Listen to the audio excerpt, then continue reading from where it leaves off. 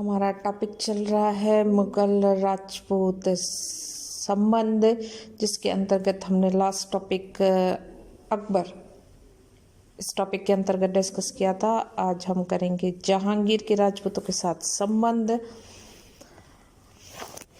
अकबर अपने जीवन काल में महाराणा प्रताप को अपनी नई व्यवस्था के घेरे में न ला सका।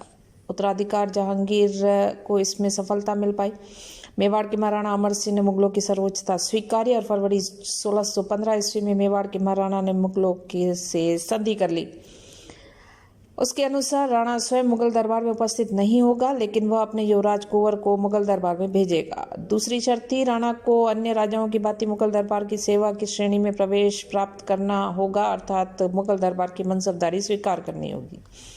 थर्ड, आवश्यकता पड़ने पर राणा 1000 घुड़सवार को शाही सेवा में भेजेगा। फोर्थ, राणा को चित्तौड़ लौटा दिया जाएगा, लेकिन राणा चित्तौड़ के किले की मरम्मत नहीं करा सकेगा। इस संधि के साथ ही दोनों के बीच संघर्ष के स्थान पर सहयोग का सूत्रपात हुआ। राजपूताना पर मुगल आधिपत्य को परिपूर्ण करने तथा राजपूतों का सहयोग प्राप्त करने की दिशा में जहांगीर का ये सराहनीय कदम था। लेकिन जहांगीर ने भी अपने पिता की भांति राजपूतों से वैवाहिक संबंध स्थापित करने की नीति को जारी रखा। राजपूतों पर उतना विश्वास नहीं कर पाया जितना कि अकबर ने किया था। शाही दरबार के मुसलमान अमीर अकबर के शासनकाल में अपनी खोई हुई प्रतिष्ठा को पुनः प्राप्त करने का प्रयास कर रहे थे। वहां जहांगीर ने राजपूतों से वैवाहिक संबंध समानता के आधार पर स्थापित नहीं किए, बल्कि वे राजनीतिक उद्देश्यों से स्थापित किए। आमेर के राजा मान सिंह ने अपनी पौत्री जगत सिंह की लड़की का विवाह जहांगीर के साथ उसको खुश करने के लिए किया, क्योंकि अकबर के अंतिम दिनों में मान सिंह ने सलीम के विरुद्ध खुसरो का समर्थन किया था। अतः बादशाह बनने के बाद भी जहांगीर को मान सिंह पर संदेह था। इस संदेह को मिटाने के लिए मान सिंह ने अपनी पौत्री का विवाह जहांगीर से किया था। जब खुर्रम ने विद्रोह किया तब उसे दबाने के लिए जहांगीर ने अपने पुत्र परवेज के साथ जोधपुर के शासक गज सिंह को भेजा था। गज सिंह ने परवेज का विश्वास प्राप्त करने के लिए अपनी पुत्री का विवाह परवेज से किया। संभवतः गज सिंह ने सोचा होगा कि खुर्रम के विद्रोही हो जाने से जहांगीर परवेज को अपना उत्तराधिकारी बना देगा और परवेज को गद्दी पर बैठाने से शाही दरबार में राठौड़ों का सम्मान बढ़ेगा। मान सिंह की संदिग्ध भूमिका, बीकानेर के राम सिंह का विद्रोही रुख तथा बूंदी के राजा भोज द्वारा अपनी पौत्री का विवाह जहांगीर से करने की अस्वीकृति देने के कारण जहांगीर को राजपूतों पर संदेह हुआ। जहांगीर के समय संपूर्ण राजस्थान पर मुगलों की सर्वोपरि सत्ता स्थापित होने के बाद राजपूत राज्यों के आंतरिक मामलों में सम्राट और उसके उत्तराधिकारियों का हस्तक्षेप बढ़ गया। राजपूत राज्यों में ज्येष्ठ अधिकार के नियमानुसार राज्यों के उत्तराधिकार निश्चित होना एक सामान्य बात थी, किंतु मुगल सम्राट ने इस परंपरा तथा नियमों का उल्लंघन करके उत्तराधिकार निश्चित करना आरंभ कर दिया।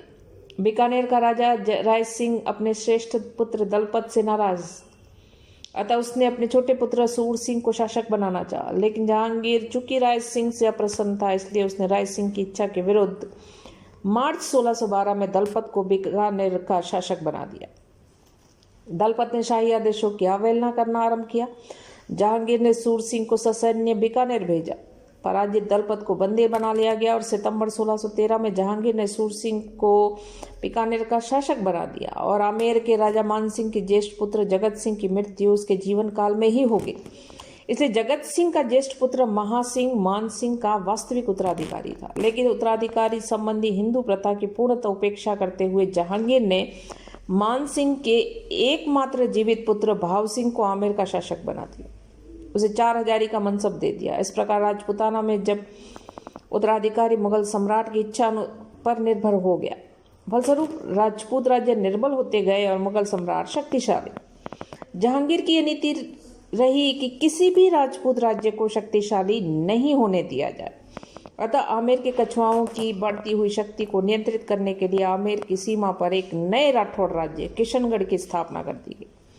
मेवाड़ की शक्ति को नियंत्रित करने के लिए मालवा की सीमा पर रतलाम नामक नए राज्य की स्थापना कर दी। ऐसा प्रतीत हो रहा था कि जहांगीर राजपूतों से लड़ाकर उनकी शक्ति को क्षीण कर देना चाहता है।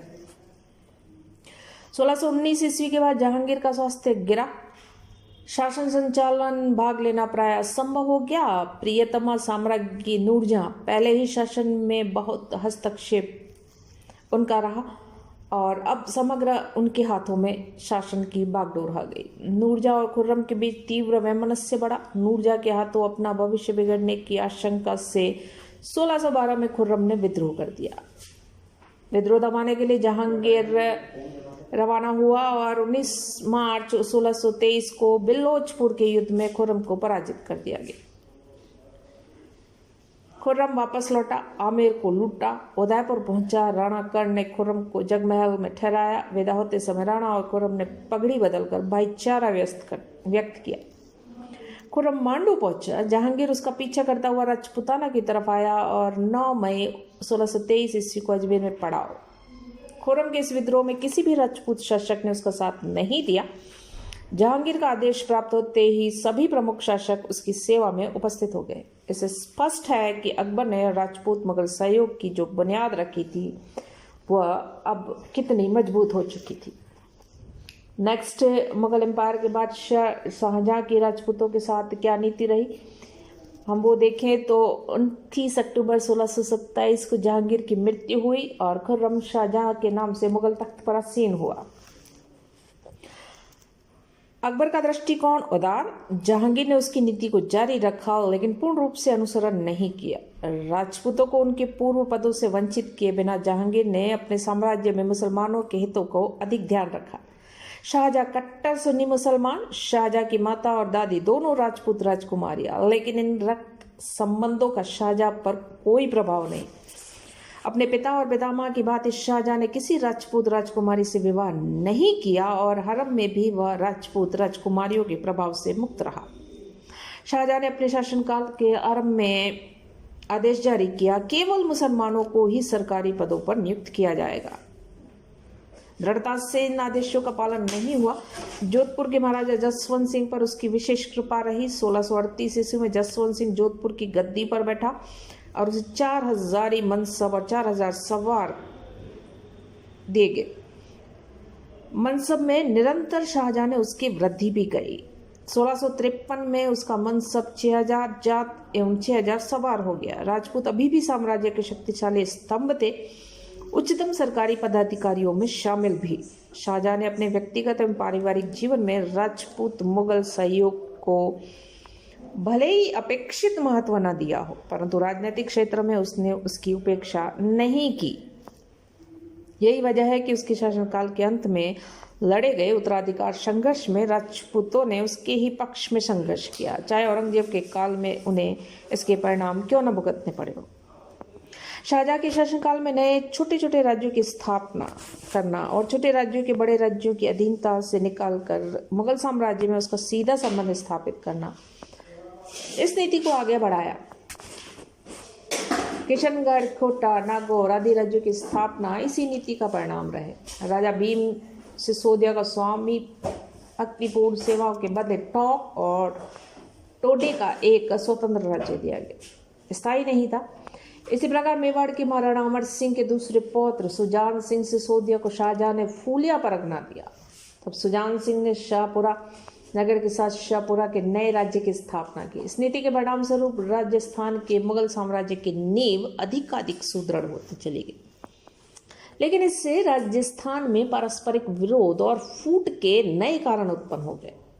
अपने दोनों पड़ोसी राठौड़ राज्य जोधपुर और बीकानेर के लिए नागौर का राज्य निरंतर एक कांटा बना रहा। कोटा और बूंदी की आपसी प्रतिस्पर्धा ने आगे चलकर भीषण रूप धारण किया और मेवाड़ को तो अगले कई वर्षों तक बांसवाड़ा, डूंगरपुर और देवलिया को अपने अधीन रखने के लिए संघर्षरत रहना पड़ा। शाहजहां के शासनकाल में ही 1652 ईस्वी में राज सिंह मेवाड़ की गद्दी पर बैठा और राज सिंह ने 1615 ईस्वी की संधि का उल्लंघन किया और चित्तौड़ के किले की मरम्मत करवाकर शाहजहां को नाराज कर दिया। शाहजहां के शासनकाल में 1652 ईस्वी में राज सिंह मेवाड़ की गद्दी पर बैठे। राज सिंह ने 1615 ईस्वी की संधि का उल्लंघन किया और चित्तौड़ के किले की मरम्मत करवाकर शाहजहां को नाराज कर दिया। शाहजहां ने तुरंत सादुल्ला खां को ससैन्य भेजकर दुर्ग की दीवारों को गिरवा दिया। उस समय तो राज सिंह ने दुर्ग से अपने सैनिक हटा दिए तथा अपने कुंवर को शाहजहां की सेवा में भेजकर उसकी नाराजगी को दूर करने का प्रयास भी किया, लेकिन 1657 ईस्वी में शाहजहां के बीमार पड़ते ही राज सिंह ने मुगल क्षेत्रों में लूट मार कर काफी धन संपदा एकत्रित कर ली।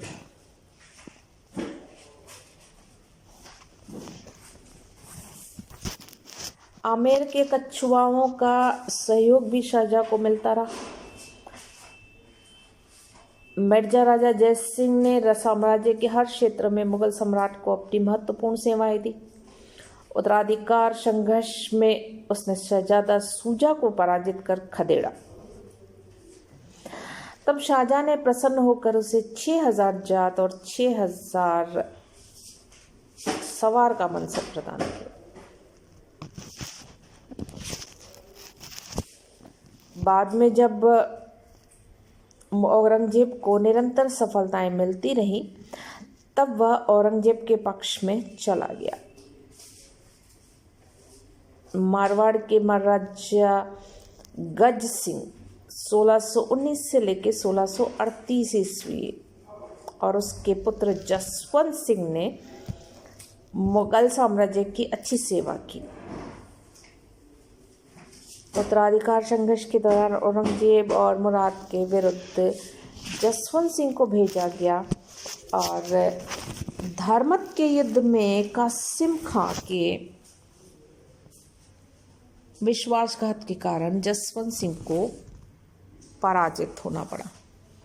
इस प्रकार अगर हम देखें तो शाहजहां को राजपूतों से सहयोग हमेशा हमेशा मिलता ही रहा है, चाहे उत्तराधिकार संघर्ष हो या फिर उनकी नीति हो कि मुसलमानों को ही उच्च पद दिए जाएं। उसके बावजूद राजपूतों ने मुगल दरबार में ऊंचे पद व मनसब हासिल करने में कामयाबी हासिल की थी और शाहजहां के राजपूतों से संबंध काफ़ी मुगल साम्राज्य को सुदृढ़ बनाने वाले रहे थे।